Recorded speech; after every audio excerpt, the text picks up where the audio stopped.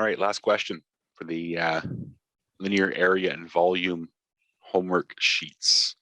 This is question number 4. This is our hollow cylinder that have a wall thickness of 8 3/8 and has a height of 12 feet. Some of you guys had a sheet that for some reason had 12 inches in it. I apologize for that. I didn't even know that was a mistake. Some of you guys might have had a sheet that didn't even have height in it. I didn't remember seeing one of those, but I remember when I first posted them, they didn't have that. But I told you it was 12 feet. So hopefully we've corrected that out. So solving this one here is very similar to the problem we just did with in number 3. What we need to do here is we need to find the area of this here, right? We got to find that area. And then once we have that area, we simply just times by that height, which is 12 feet. Okay, so the obvious way to solve for this one is, of course, we find the area of the whole big circle. Then we find the area of the inner small circle, right? And we cut that out, right? Which will leave us, if we were to transfer that, can I move that in? Oh yeah, that. I can move that inside there. And then once I have erased this center section, you can see that we're left with that hollow cylinder. And that's what we're doing. We find the area of the big circle, we find the area of the small circle, and then we subtract the small one from the big one, which leaves us with the outside, which is what we get this nice little glazed donut shape here, right? So we just need to solve a couple perimeter questions here, or sorry, area questions for circles. So I like to do my legwork first. So when we look working in area, it's nice to work in radius because that's what we need to work in. And you got to note right away that the question gives you the numbers here in diameter. So we have to first divide that in half, which if I'm taking my 2 radiuses here, if I take this out and go all the way out to the outside, it's going to have a radius of, so if I go 10.75 divided by 12. This gives me a radius here of 8.895833. Okay. Sorry, that gives me a diameter. I wish I could just hit back, but I don't have that button. My apologies. So sorry, this is 8.89583 repeating, but my radius will be half of that. So I have to divide that by 2, which means it is 4.44791166. Okay, that is the radius of the big circle. Now for the small circle here, right, the radius sticking out there, what I need to do here is I need to take my radius that is here. So I drop this one down. I have 4.44791166, right? And then I have to reduce by the wall thickness, okay? Because this wall thickness here, if I do this one in blue just for a second,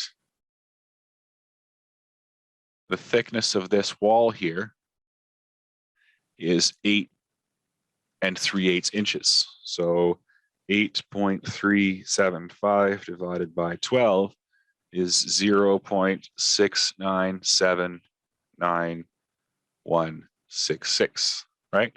That's the thickness of that wall. So in this question here, I need to make sure I subtract that 0.69791166, okay? Which is going to give me, so if I go 4.44791166 minus 0.69791166 equals, wow, that's a nice number, 3.75. Okay, so that gives me nice even 3.75 for the inner circle diameter. Now I can just solve for my 2 areas. So first up, oops, I keep doing this. First up, I'm going to solve for area 1, which is going to be the bigger circle. And we know that circumference, or sorry, area of a circle is pi r squared, which is just going to be pi times 4.44799166 squared. So what I'm going to do is 4.4479166 squared times pi equals, and here I get 62.1531578. And again, that's square feet. So now in green here, I'm going to solve for area number 2, which again is just pi r squared, which equals pi times, in this case, 3.75 squared. So I go 3.75 squared times pi, which gives me 44.178646669, and that's square feet. So, and again, I'll just do this in blue to represent the circle, because now what we're solving for is this here. So we just take the area of the big circle and subtract the area of the little one, which would just be 62.15 minus 44.18. And again, rounding, but I'm going to keep all my decimals when I do the actual math.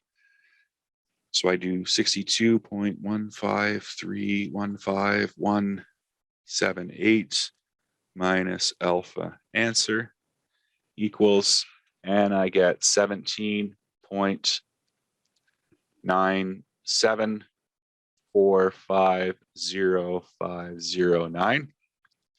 And now I can just solve for volume. So I'll go back to my red here. Now that I have my area total, oops, that's my area total, my volume will just be that area total, 17.97. And again, I'm just writing that out because it's sitting in my calculator, the whole decimal. And I'm going to multiply this by that last dimension, my height, which is 12 feet. So times 12 gives me 215.69. And I can stop there. This is cubic feet. So then I divide by 27, which gives me 7.99 cubic yards. So 215.69 cubic feet and 7.99 cubic yards. So that's one simple way to do this. Solve the area for the big one, solve for the area of the small one, done and done. Subtract the one from the other, and then times by that third dimension. Okay, but I'm going to show you another way that is even quicker.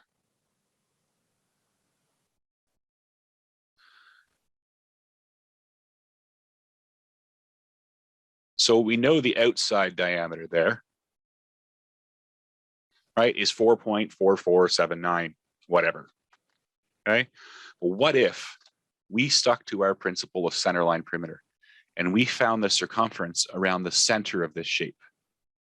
Right?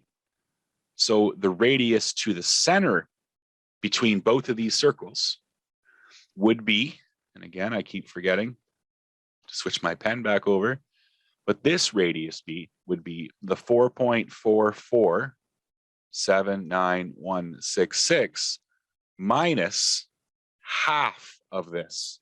So this 8.375 divided by 12 is 0.6979166, right? But I'm going to split that in two, because what I want is the distance to the center of this circle, right? So if I divide this by 2, I get 0.34895583, repeating, okay? So now if I take that off, that will get me to the center of this circle, which, you guessed it, is centerline, 0.34895833.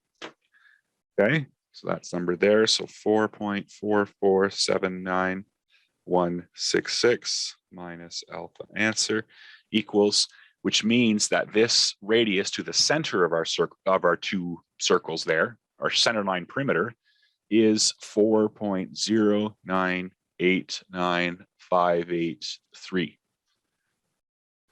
Okay, so now that we have the radius of the center of this circle, right, we now need to use this information to solve for the center line length of that circle, right? So we just basically need circumference here. So the circumference, oops, sorry, let me just select a pen here. The circumference is 2 pi r, which in this case here is 2 times pi times 4.0989583. Okay, so you punch that in. 2 times pi times 4.0989583, which gives me a center line circumference of 25.7545147. So now for area, I would take that circumference, 25.7545147, and times that by the wall thickness, which is my 8 3/8, so 0.6979166. So times 0.6979166, which gives me 17.97450508, and that's square feet. That is the actual area now of this, because we took that center line distance and times it by the wall thickness. That's length times width, which is area. So now for volume, I'm going to take this area, 17.97 square feet, and times it by 12, which is the height of this shape. So times 12, and you can see our answer is 215.69, which matches, and then I can divide by 27, which gets me to the exact same answer of 7.99. So that's two ways to solve that: outside diameter minus inside diameter. That gives you area of what's left times by height. There's volume. Or you could have just found the radius of the center of that circle, or sorry, the circumference of the center of that object, right, which is center line length, times by the wall thickness, times by the height. Gets you the same answer as well. So another center line perimeter type problem you could use to solve this. So that's it, guys. That is all the sheets. If you have any questions, please forward your questions to my email.